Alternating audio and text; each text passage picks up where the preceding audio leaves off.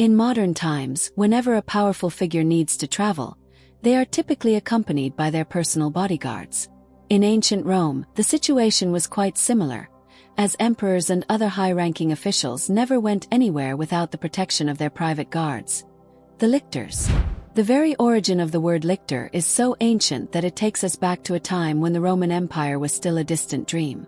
It originates from the Etruscans, a civilization that inhabited the Italic Peninsula in territories that would later belong to the Romans. It was from this culture that the Romans drew inspiration to create their own lictors. The Roman historian Livy tells us that the very first lictors were appointed by the founder of Rome himself, the legendary Romulus, who selected 12 individuals to perform this noble duty. However, it is important to note that there is no consensus as to why specifically 12 were chosen. One hypothesis suggests that Romulus chose this number because a priest, who interpreted dreams and omens, foresaw 12 birds in a vision that revealed the future of Romulus's kingdom, suggesting this was a sign of his destiny. Yet, in his own writings, Livy does not support this theory. He points out that it was far more likely that Romulus was directly inspired by the Etruscans, who appointed one lictor for each of their 12 states. To become a lictor, a person needed to be a figure of high integrity. At a minimum, they had to be a free Roman citizen with good physical capabilities. Regarding their recruitment, they were most often appointed by a military officer or another respected state figure.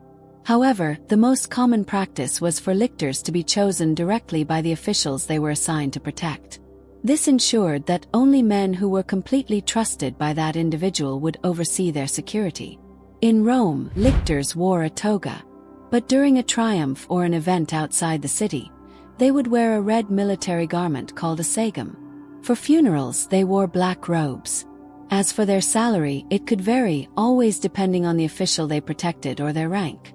But typically, their pay was around 600 sesterces.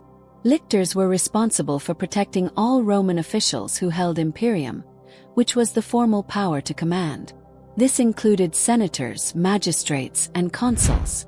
They were authorized to carry rods bound together, known as fasces. When they were outside the Imperium, the symbolic boundary of the city of Rome, they would add an axe to the fasces. This served as a very direct reminder of their power to carry out punishments. They were required to follow their master wherever he went, ensuring his safety at home, in the streets, in public baths, or at the forum.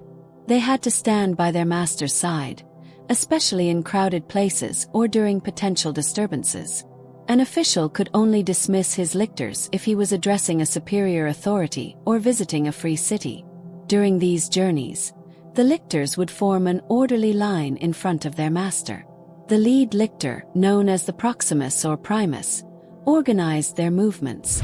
If riots or large crowds formed, their job was to push the danger away from their master. To achieve this, they were granted a wide range of powers.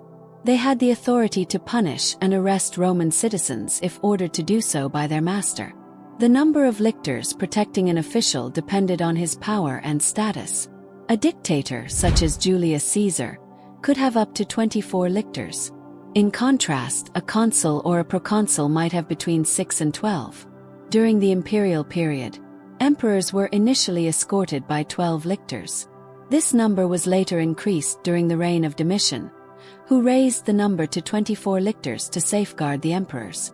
However, in exceptional situations, lictors could also accompany prominent figures who were not part of the Roman state to special events, such as funerals. Yet, despite their importance during the late Roman Empire, as the structures of its government began to collapse, certain groups either lost significant power or were disbanded. This was the fate of the Praetorians and also the lictors, who were eventually abolished entirely.